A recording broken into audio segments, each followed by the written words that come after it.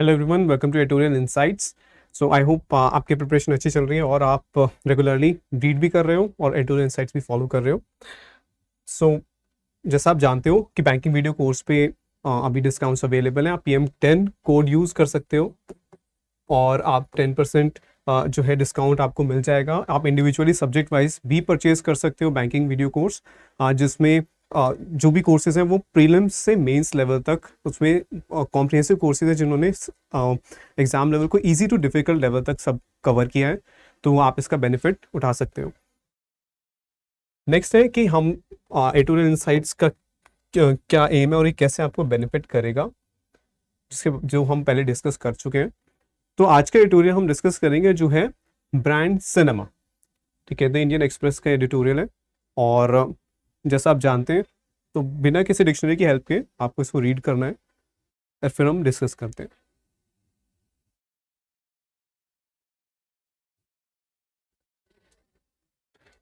Next,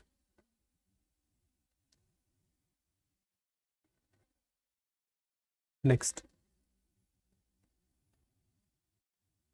ठीक है, तो आई होप ये आपने रीड कर लिया होगा और आपको एक अच्छा आइडिया मिल गया होगा किस बारे में है ये एडिटोरियल। तो सिनेमा के बारे में है, जो मूवीज बन रही हैं, और स्पेसिफिकली अगर हम बात करें हॉलीवुड में जो मूवीज बन रही हैं उनके ऊपर है, तो डिस्कस करते हैं। Blame it on the huge success of the Marvel Cinematic Universe, which took a bunch of superhero comics that only the nerdy faithful cared about and turned them into a multi-billion-dollar movie juggernaut. So, अब यहाँ पर कहें कि चाहे हम कहें कि ये जिस चीज़ के बारे में डिस्कशन हो रही है, तो हम उसको मार्वल सिनेमैटिक यूनिवर्स पे भी ब्लेम कर सकते हैं। किस चीज़ को भी वो उस पर भी आएगा कि अब ये MCU से हम डिनोट करेंगे मार्वल सिनेमैटिक यूनिवर्स को। तो MCU ने क्या किया, it took a bunch of super hero comics. उसने एक कुछ जो अपनी सुपर हीरो कॉमिक्स थी उन्हें लिया और उनसे एक $multi-billion मूवी जगरनॉट बना दिया। जगरनॉट इज अ फोर्स, जो ऐसी पावरफुल फोर्स जिसे रोकना बहुत मुश्किल हो। और आपको पता है कि जगरनॉट वर्ड कहाँ से आया है? ठीक है, अगर ये पता रहेगा तो आप इसको कभी नहीं भूलोगे। जगरनॉट आया है जगन्नाथ से। ठीक है, जो पुरी में टेम्पल है भगवान जगन्नाथ का, तो वहां पे क्या होता है, रथ यात्रा होती है। तो बहुत बड़े रथ बनाए जाते हैं जिसमें जिनकी यात्रा निकाली जाती है। तो वहां से ये वर्ड आया है जगरनॉट, यानी कि ऐसी फोर्स जिसे जो बहुत पावरफुल है, जिसे रोकना मुश्किल हो। तो अब ऐसी फोर्स यानी इतने एक जो ये मूवी फ्रेंचाइज बनाई है मार्वल सिनेमैटिक यूनिवर्स ने अपनी कॉमिक्स से, ये बहुत ज़्यादा पावरफुल हो गई, बहुत ज़्यादा सक्सेसफुल हो गई है। अच्छा, यहाँ पर देखते हैं कि ये कॉमिक्स जिन्हें सिर्फ और सिर्फ only the nerdy faithful cared about, in comics के बारे में सिर्फ नर्डी लोग ही उनके बारे में सोचते थे, उन्हें रीड किया करते थे। नर्डी क्या होता है? ऐसा पर्सन जो, ये थोड़ा सा ये इनफॉर्मल वर्ड है, ठीक है। तो नर्डी यानी ऐसा पर्सन जो काफ़ी ज़्यादा जैसे इंटेलेक्चुअल चीज़ें प्रेफर करता है, बुक्स रीड करता है, थोड़ा सोशली इतना मिंगल नहीं होता, तो ऐसे पर्सन को कहेंगे कि नर्डी। तो जो पीपल थे जो कॉमिक्स रीड किया करते थे उनको कहा गया नर्डी। फेथफुल होता है कोई भी पर्सन जो किसी रिलीजन को फॉलो करता है। अब यहाँ पर तो रिलीजन की बात नहीं हो रही, तो यानी यहाँ पर हम फॉलोअर कहेंगे। तो ऐसे जो फॉलोअर्स थे वो सिर्फ कॉमिक्स को रीड किया करते थे, लेकिन कैसे मार्वल सिनेमैटिक यूनिवर्स ने उससे एक $multi-billion एक जो है मूवी के फ्रेंचाइजी बना ली। सो 15 years after the first Iron Man movie released and changed how Hollywood and the world defined the word blockbuster, it seems like MCU is the only game in town. तो अब जिस तरीके से अब 15 साल हो गए जब फर्स्ट मूवी आई थी, रिलीज हुई थी, और उसने चेंज कर दिया कि हॉलीवुड कैसे डिफाइन करता है ब्लॉकबस्टर वर्ड को। इतनी ज़्यादा सक्सेसफुल हुई वो मूवी, जिससे जो वर्ड है ब्लॉकबस्टर उसकी डेफिनेशन ही चेंज हो गई थी। सो इट सीम्स लाइक, ऐसा लगता है कि MCU he only game in town, कि सिर्फ वो ही है जो वो इतना ज़्यादा सक्सेसफुल है। लेकिन ऑल अच्छा, आगे देखते हैं। All the boys and girls and their parents seem to want to watch grown men and women in bright costumes fight fantastical monsters and aliens and occasionally each other. तो अब क्या है कि सारे बॉयज एंड गर्ल्स और उनके parents भी क्या चाहते हैं, they want to watch grown men and women। वो किन्हें देखना चाहते हैं? Grown men and women in bright costumes dresses. तो जो मार्वल सिनेमैटिक मूवीज जो है, मार्वल सिनेमैटिक यूनिवर्स में जो मूवीज हैं, वो आप में से काफ़ी लोगों ने देखी होंगी। तो उसमें क्या होगा, grown man and women in bright costumes and they are fighting fantastical monsters. अब फैंटास्टिकल हो सकता है कि ऐसी चीज़ जो फैंटेसी से आई है, यानी एक इमेजिनरी है, या इस वर्ल्ड से बियॉन्ड है, बियॉन्ड दिस वर्ल्ड। तो वैसे इस तरह के मॉन्स्टर्स हैं जिनसे वो फाइट करते हैं, एलियंस से फाइट करते हैं, और कभी कभी एक दूसरे से भी फाइट करते हैं। अच्छा, फैंटास्टिकल ऐसा भी हो सकता है कोई बहुत ज़्यादा पावरफुल के लिए भी हम यूज़ कर सकते हैं फैंटास्टिकल। ओके, तो ये है। तो can another brand be blamed for wanting a piece of the film franchise action that has proved so lucrative for one. अब जब मार्वल ने इतना ज़्यादा अपने जो कॉमिक्स हैं उससे इतना अच्छा एक, जो है इतनी सक्सेसफुल मूवी सीरीज बना ली हैं, तो क्या हम ब्लेम कर सकते हैं एक दूसरे ब्रांड को जो सिमिलर चीज़ करना चाहे, जो एक piece of the film franchise, यानी कि वो भी चाहते हैं कि जिस तरह ये सक्सेसफुल हो ऐसे ही वो भी अपनी एक सक्सेसफुल ग्रुप ऑफ मूवीज बनाए that has proved so lucrative. Lucrative होता है कि बहुत ज़्यादा प्रॉफिटेबल, ठीक है, attractive because of the money it can earn you. तो इतना ज़्यादा अट्रैक्टिव है वो क्योंकि बहुत ज़्यादा प्रॉफिटेबल है, तो हम उसको क्या ब्लेम कर सकते हैं कि वो भी अपनी मूवीज से मनी अर्न करना चाहते हैं। The toy company metal has already lined up a series of movie projects. तो एक अब यहाँ तो इंट्रोडक्शन है कि कैसे चेंज हो गया हॉलीवुड में जो डेफिनेशन है ब्लॉकबस्टर का, और कैसे मार्वल ने एक सक्सेसफुल मूवी फ्रेंचाइज बनाई। अब उसके बाद है कि एक टॉय कंपनी है वो भी ऐसा कर रही है, उसने लाइन अप कर दिए। लाइन अप यानी कि एक के बाद एक लाइन में लगा देना, यानी अरेंज कर देना। ओके, सो प्लान कर देना। तो उसने कुछ मूवीज प्लान कर दी हैं, शेड्यूल कर दी हैं, a series of movie projects based on it's toys. तो मेटल एक टॉय कंपनी है, तो उसने अपने टॉयज के ऊपर बेस्ड मूवीज के एक के बाद एक मूवीज जो है वो प्लान की हैं, beginning with Barbie, which releases at the end of this month, followed by movies about Hot Wheels, Barney the Dinosaur, the card game Uno and the Magic 8 Ball। तो इन सब चीज़ों पे, ये उनके उसके टॉयज हैं और उन सब के ऊपर उसने मूवीज प्लान की हैं। द कंपनी हैज अनवेल्ड हम डिस्कस कर चुके कई बार, रिवील करना, ठीक है। तो उसने अपने प्लान्स जो है वो डिस्क्लोज किए हैं, क्या कि surprising creative vision for the movies in question. अब क्या क्रिएटिव विजन है, क्या क्रिएटिविटी वो शो कर रहे हैं वो देखते हैं। तो यहाँ पर कोलन है, तो यहाँ ये इसी विजन के बारे में बता रहे हैं। और the inspiration for the Barney movie apparently comes from the works of Spike Jonze and Charlie Kaufman. तो ये जो इन लोगों से इंस्पिरेशन आई है बार्नी की जो मूवी है उसके लिए, बार्नी द डायनासोर।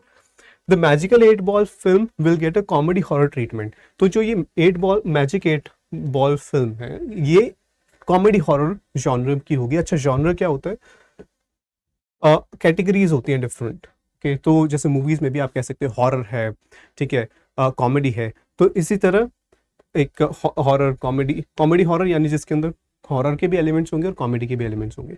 तो ऐसा ट्रीटमेंट होगा from the writer of Cocaine Bear and the Hot Wheels. अच्छा, तो यहाँ पर कोई और मूवी थी कोकेन बेयर जिसके राइटर्स इसमें इसको एक कॉमेडी हॉरर ट्रीटमेंट देंगे, यानी इसमें कॉमेडी हॉरर एलिमेंट लाएंगे। और उसके अलावा जो हॉट व्हील के जो प्रोड्यूसर है जे अब्राम्स, उन्होंने कहा कि जो हॉट व्हील्स फिल्म है it will be emotional, grounded and gritty. तो जो हॉट व्हील्स फिल्म है वो कैसी होगी, इमोशनल, ग्राउंडेड। ग्राउंडेड का मतलब सेंसिबल, कि उसके अंदर बहुत ज़्यादा अनरियलिस्टिक चीज़ें नहीं होंगी, ठीक है। तो ग्राउंडेड, सेंसिबल होगी, लॉजिकल होगी, and gritty is courageous. Okay, तो ये डायरेक्टर ने यूज किए हैं एडजेक्टिव्स अपनी मूवी को डिफाइन करने के लिए। तो अब नेक्स्ट आगे देखते हैं। Okay, over a century ago when Georges Melies launched a rocket that landed in the moon's eye, it opened up a vista of possibilities for a still emerging art form। तो एक century पहले जिस वक्त film making बिल्कुल शुरुआत में थी, बिल्कुल शुरुआती जो टाइम था फिल्म मेकिंग का, तो उस टाइम पे जो एक डायरेक्टर थे जॉर्जेस मिलियस, उन्होंने एक लॉन्च किया था रॉकेट। मतलब मूवी में जो उन्होंने मूवी बनाई उसमें एक रॉकेट लॉन्च होता है और वो कहाँ जाता है, वो लैंड होता है मून के आई में। ओके, तो इट ओपन अप। उस वक्त तक मून पर कोई पर्सन नहीं गया था, ना ही सोचा गया था कि मून पर कोई जाएगा, उस वक्त कोई ऐसा प्लान नहीं था। बेयरली एविएशन के बारे में कुछ चल रहा था कि एरोप्लेन्स ही बिल्कुल इनिशियल स्टेजेस में थे उस टाइम पे। तो इसीलिए ये जब उन्होंने ये ऐसी मूवी बनाई जिसमें एक रॉकेट मून पे जाता है, तो it opened up a Vista of possibilities. Vista क्या होता है? एक ब्यूटीफुल सीन, ठीक है, विस्टा सीनरी, विस्टा। ओके, अब यहाँ पर क्या है कि अब विस्टा ऑफ पॉसिबिलिटीज यानी कि a new set of possibilities, a new range of possibilities, कि जब उन्होंने ये ऐसी मूवी बनाई जिसमें एक रॉकेट मून पर जाता है, तो वहां से नई अपॉर्चुनिटीज, नई पॉसिबिलिटीज खुली। और वहां क्योंकि उस वक्त तक जो फिल्म मेकिंग थी वो स्टिल इमर्जिंग, यानी कि अभी भी वो धीरे धीरे ग्रो हो रही थी वो आर्ट, और उसके लिए एक नई अपॉर्चुनिटीज खुली। Subsequent generation, subsequent means following generation. तो अब उस टाइम पे जो डायरेक्टर थे जॉर्जेस मिलेस, तो उनके बाद जो डायरेक्टर्स आए उन्होंने क्या किया, जो फिल्म मेकर्स थे उन्होंने फ्रॉम माया डेरेन, तो जो नेक्स्ट जनरेशन के फिल्म मेकर्स कौन कौन थे? Maya Deren, Luis Bunuel to James Cameron have with great creative leaps pushed the boundaries of what cinema can imagine and do. तो उनके बाद जो डायरेक्टर्स आए जिनके नाम यहाँ पर मेंशन है, उन्होंने क्या किया? उन्होंने ग्रेट लीप्स लिए, यानी कि लीप्स क्या होते हैं? जंप्स। तो उन्होंने इसी आइडिया को और ज्यादा कैरी फॉरवर्ड किया उन्होंने, और उसी की वजह से वो पुश कर दी बाउंड्रीज। जब आप बाउंड्रीज पुश करते हो तो जो एस्टैब्लिश रूल्स हैं पहले से ही कि ये चीज ऐसे की जानी चाहिए और ये चीज ऐसे, आप उसके आगे चले जाते हो, ठीक है, आप बाउंड्रीज को पुश कर देते हो, यानी कि जो जितने सोचा गया था, जितने लिमिट्स पहले सेट थी उससे क्रॉस कर, उससे आगे चले गए आप, यू वेंट बियॉन्ड दैट। तो उन्होंने और ज्यादा एक्सपैंड किया फिल्म मेकिंग को, ठीक है। सो कि क्या इमेजिन किया जा सकता है और फिर क्या शो किया जा सकता है मूवीज में। So perhaps the new hot wheels film 2 will break new cinematic ground. Break a new ground हम पढ़ चुके हैं, जैसे पाथ ब्रेकिंग भी हमने वर्ड पढ़ा था, ठीक है, ब्रेकिंग अ न्यू ग्राउंड, तो वो थोड़ा सा रिलेटेड है। ब्रेक अ न्यू ग्राउंड मतलब कोई नई चीज करना, कोई नई चीज शुरुआत करना, ठीक है। तो जब कोई नया प्रोजेक्ट शुरू किया जाता है, कोई बिल्डिंग बननी होती है, तो एक ग्राउंड ब्रेकिंग सेरेमनी होती है कि नया काम शुरू किया जाना है। तो वहाँ पर सबसे पहले वहाँ पर जैसे हम जो है पूजा करते हैं, तो ऐसी ग्राउंड ब्रेकिंग सेरेमनी, तो वहाँ से आया है कि ब्रेकिंग न्यू ग्राउंड, तो कुछ नया काम शुरू करना। तो क्या अब सिनेमैटिक ग्राउंड का मतलब क्या है? कि सिनेमा की फील्ड के अंदर कुछ नया करना। तो हो सकता है कि जो ये नई हॉट व्हील्स फिल्म है ये कुछ नया करेगी सिनेमा में, okay, and most likely though it will just be further confirmation that filmmaking today is less about wowing the viewer and more about wooing the consumer। तो अब लेकिन मोस्ट लाइकली दो यानी कि कंट्रास्टिंग है। अभी इससे पहले वाली स्टेटमेंट थी, वो कह रहे थे कि हो सकता है कि ये जो हॉट व्हील्स मूवी है कुछ नया कर दे, जैसे कि अभी पहले डायरेक्टर्स के बारे में बताया गया था जिन्होंने सिनेमा की जो बाउंड्रीज है उनको एक्सपैंड किया, ठीक है।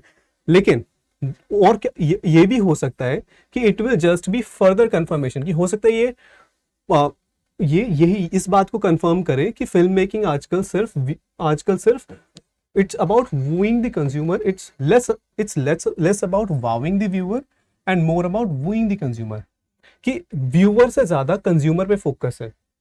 वाविंग यानी कि इंटरेस्ट एक्साइट करना, व्यूअर को एक्साइट करने से ज्यादा फोकस होता है कंज्यूमर को अट्रैक्ट करना, वू करना, अट्रैक्ट करना। तो फोकस रहता है किस पे? मनी पे, ठीक है। तो वूइंग द कंज्यूमर पे ज्यादा फोकस है, टिकट कलेक्शन पे ज्यादा फोकस है, किससे?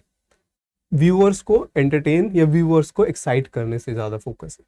तो ये जो लास्ट की दो लाइन से कंट्रास्टिंग है कि ऐसा भी हो सकता है कि वो मूवी कुछ बिल्कुल वो और ज्यादा जो है हॉराइजन्स को एक्सपैंड करे सिनेमा के, और ये भी हो सकता है कि वो सिर्फ इसी बात को कंफर्म कर दे कि आजकल जो फिल्म मेकिंग है it is less about wowing the viewer, wow करना, ठीक है। वाव तो एक एक्सप्रेशन होता है, जब हम हैरान होते हैं हम यूज करते हैं वाव, तो उसी से ही वर्ब बना है वाविंग द व्यूअर।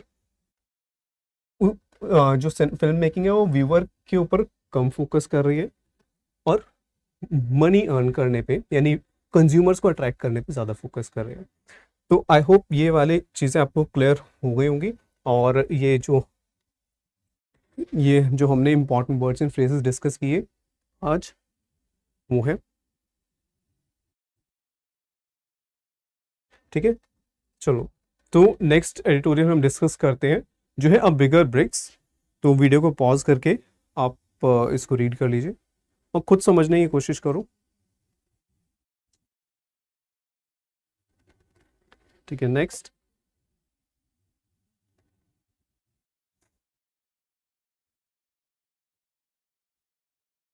नेक्स्ट,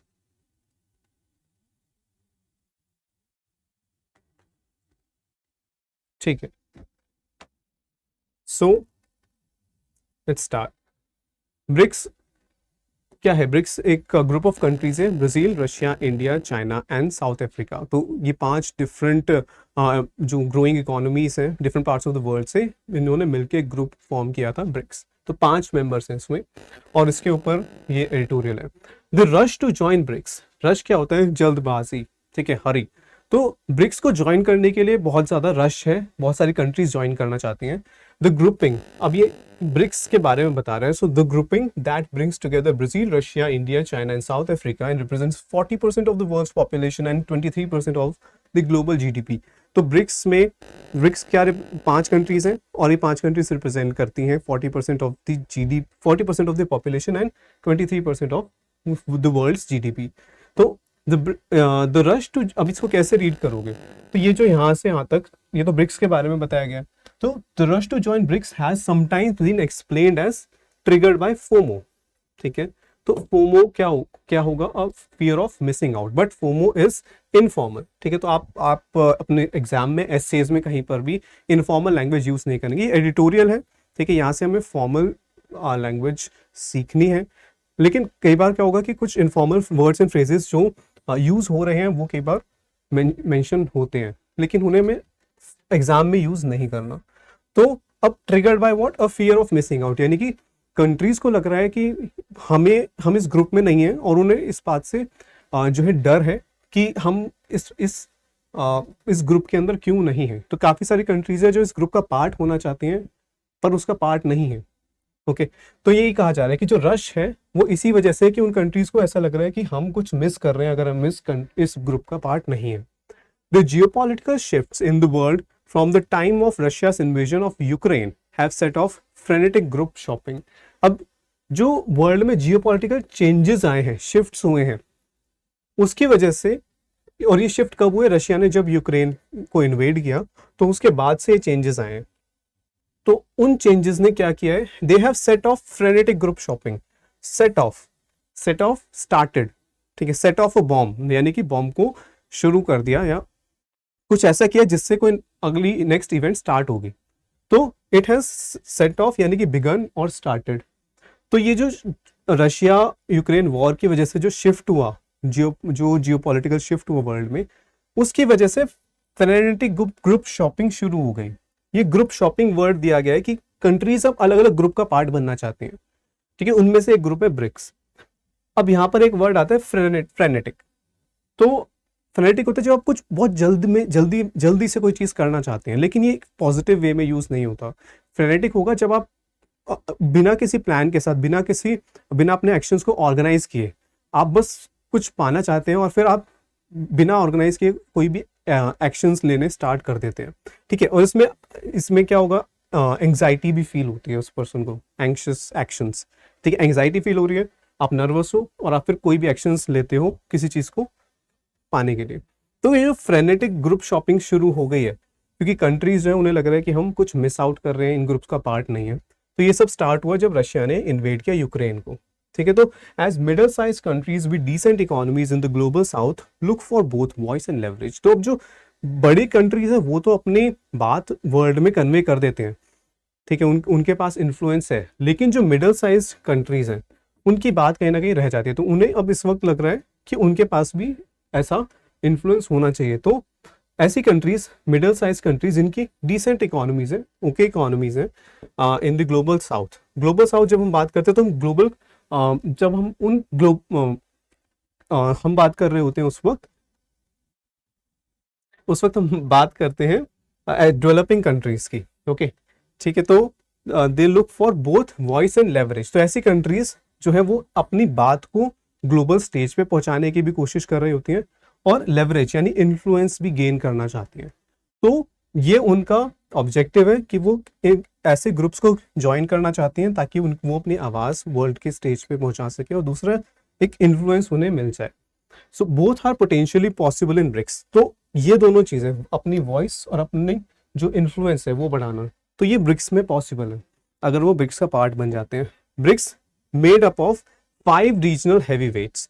तो जो 5 कंट्रीज हैं ये अपने रीजन में हैवी वेट्स हैं, अपने आसपास जो रीजन है उसमें ये लार्ज इकोनॉमीज हैं और इन्फ्लुएंस है इनकी। तो हैवी वेट्स यानी कि they have influence over other countries in their region. More than 20 countries are in the queue. तो 20 से ज्यादा कंट्रीज ज्वाइन करना चाहती हैं BRICS. If media reports are correct, 5 applicants Saudi Arabia, Indonesia, the UAE, Egypt and Argentina may be granted membership this August at the Cape Town। तो अगर हम media reports की बात करें वो करेक्ट है तो ये सारी कंट्रीज जो हैं इन्हें केप टाउन में जो समिट होगी ब्रिक्स की तो वहां पर इन्हें मेंबरशिप दे दी जाएगी। ठीक है, तो समिट हम डिस्कस कर चुके हैं कई बार। It is the meeting of global leaders. जब ग्लोबल लीडर्स मिलते हैं तो उसको हम समिट कहते हैं, कंट्रीज के लीडर्स जब मिलते हैं। सो while it is always desirable to have bigger groupings than small clubs, especially when the stated aim of the group is to project the interests of the non-monolithic global south। तो while it is always desirable, कि ये desirable यानी ये अच्छा माना जाता है कि जो बड़े ग्रुप्स हों, स्मॉल क्लब्स की जगह बड़े ग्रुप्स होना चाहिए, वो ज़्यादा हेल्पफुल रहता है, ज़्यादा अच्छा रहता है। खासकर कब, स्पेशली खासकर कब, जब उसका जो एम है वो है ग्लोबल साउथ यानी डेवलपिंग कंट्रीज के जो इंटरेस्ट्स हैं, जिस चीज से उन्हें बेनिफिट होता है, उनके जो कंसर्न्स हैं उनको प्रोजेक्ट करना। अब यहाँ पर थोड़ा सा कंफ्यूजन हो सकता है, प्रोजेक्ट क्या होता है? आप स्कूल में प्रोजेक्ट्स बनाते थे, ठीक है, वो एक डिफरेंट प्रोजेक्ट है, वो एक नाउन है।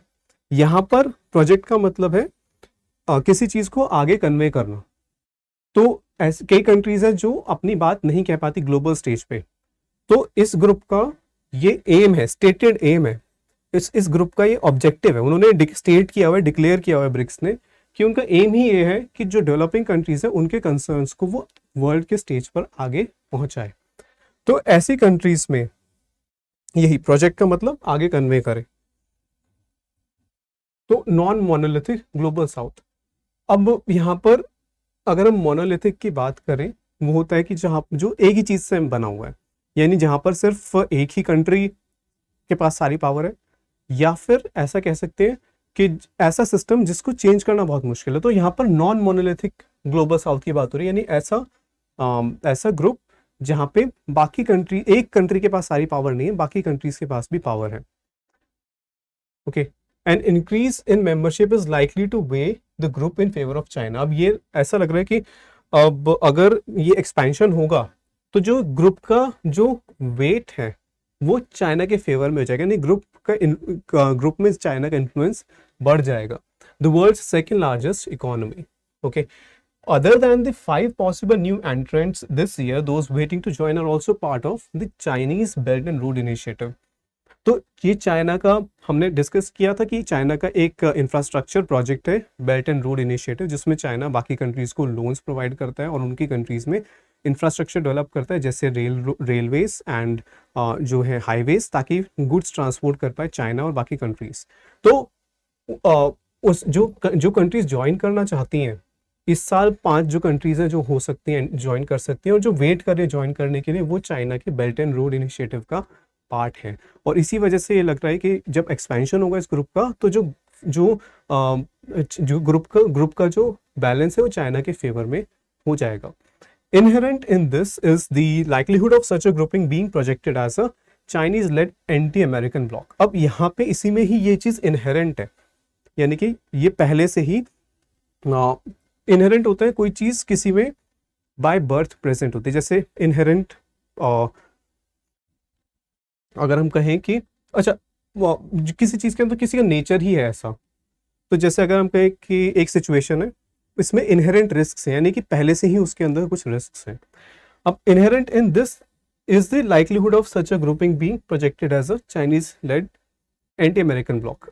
जैसे ग्रुप एक्सपेंशन होगा तो उसी में ही ये भी चांसेस है, ये भी लाइकलीहुड है कि जो ये ग्रुप है, जो ब्रिक्स है, वो इस तरह वो शो किया जाएगा, वो प्रोजेक्ट किया जाएगा as a Chinese led anti American bloc. यानी कि ऐसा ग्रुप जिसको चाइना लीड कर रहा है और जो anti American group of countries से का एक जो है ऑर्गेनाइजेशन है। तो यहाँ पे इस चीज के चांसेस हैं, इनहेरेंट है। ओके, चलो, तो आई होप ये इनहेरेंट का मैं एक बार फिर बता देता हूँ। इनहेरेंट यानी कि किसी चीज के अंदर पहले से ही कोई कुछ कोई इवेंट होने के चांसेस हों।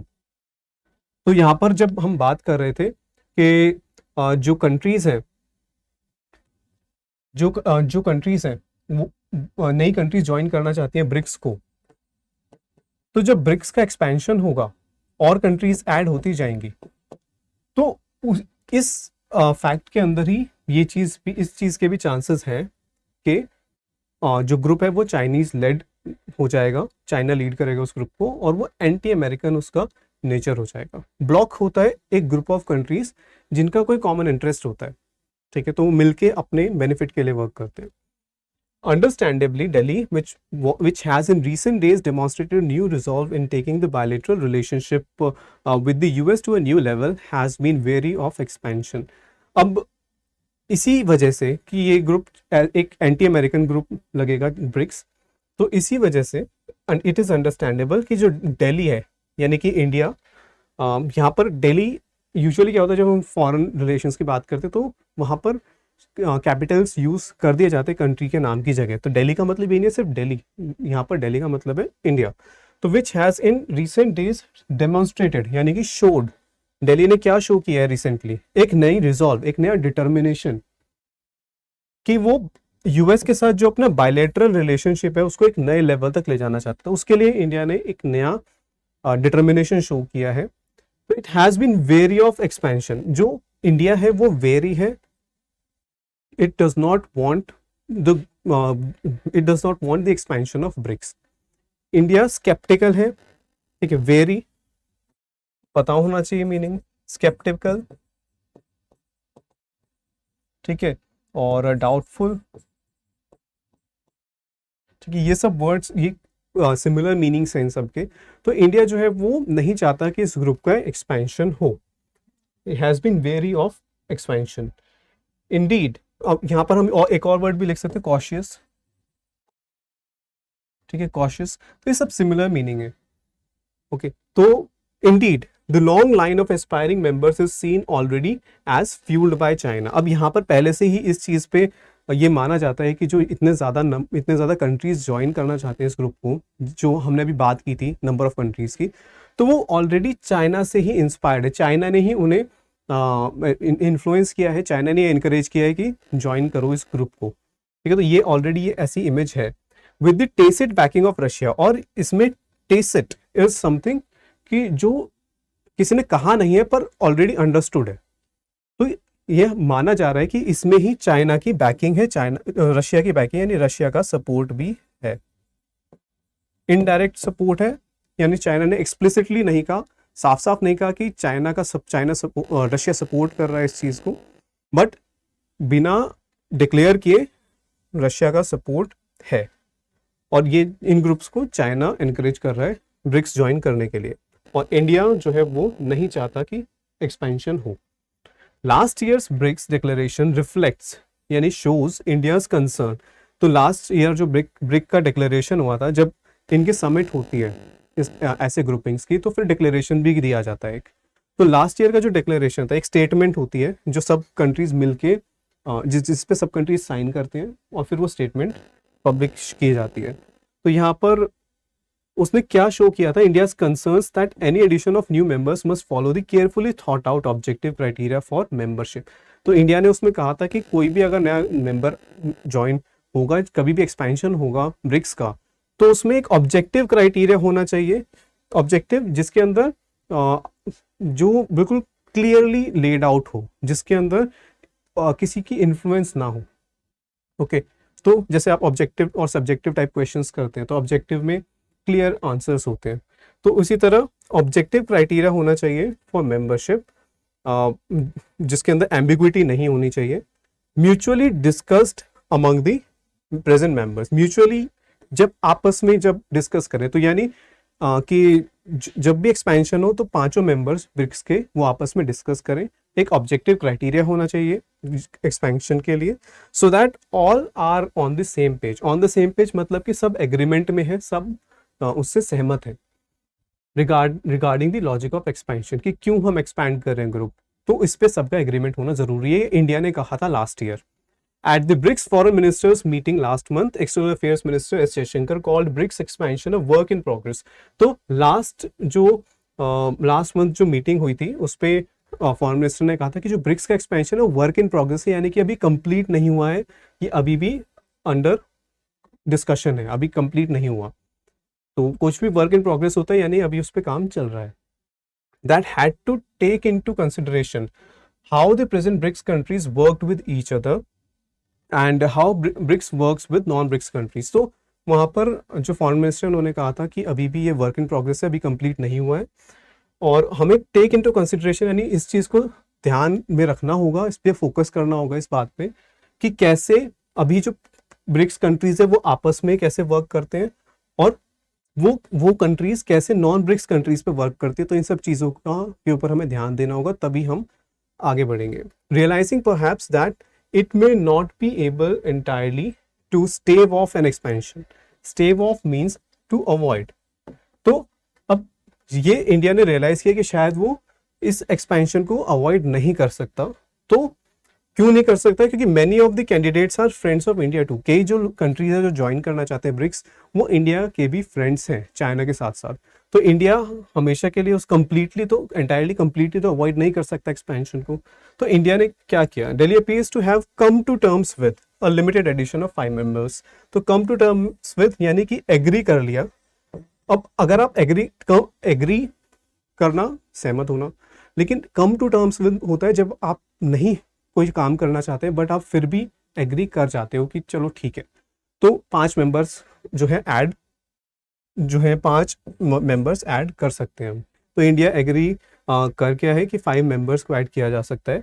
The challenge would be for the original BRICS members India, Brazil and South Africa, remember IBSA, and the new entrants to ensure that the group does not become a Chinese bandwagon.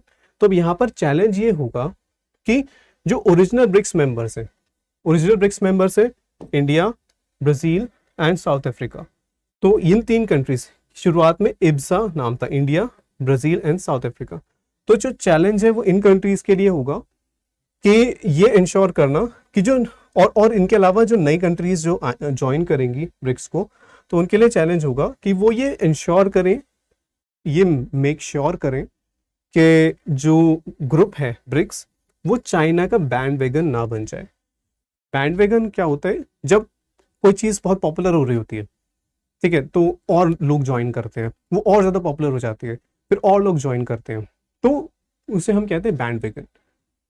Okay, तो जब हम यहाँ पर bandwagon की बात कर रहे हैं, चाइनीज बैंडवैगन, यानी कि चाइना को ज्वाइन करना पॉपुलर होता जा रहा है, तो ऐसा ना हो कि जो ब्रिक्स है उसमें ऐसी जो चाइना सपोर्टिंग कंट्रीज हैं वो ही ज्वाइन ना करती जाएं। तो इस चीज़ को इंश्योर करना ज़रूरी होगा। ठीक है, तो इसी से ही एक फ्रेज है जिसका मीनिंग आपको ओके, सो यहाँ पे आपको एक फ्रेज में दे रहा हूँ, तो उसका मीनिंग आपको बताना है। जंपिंग ऑन द बैंडवैगन, इसका मीनिंग आपको कमेंट सेक्शन में बताना है कि इसका मीनिंग क्या होता है। ठीक है, सो ये जो वर्ड्स हैं, इंपॉर्टेंट वर्ड्स एंड फ्रेजेस जो हमने डिस्कस किए। Okay, so I hope you enjoyed the video and you have subscribed to our channel, and please let us know in the comment section. Thank you.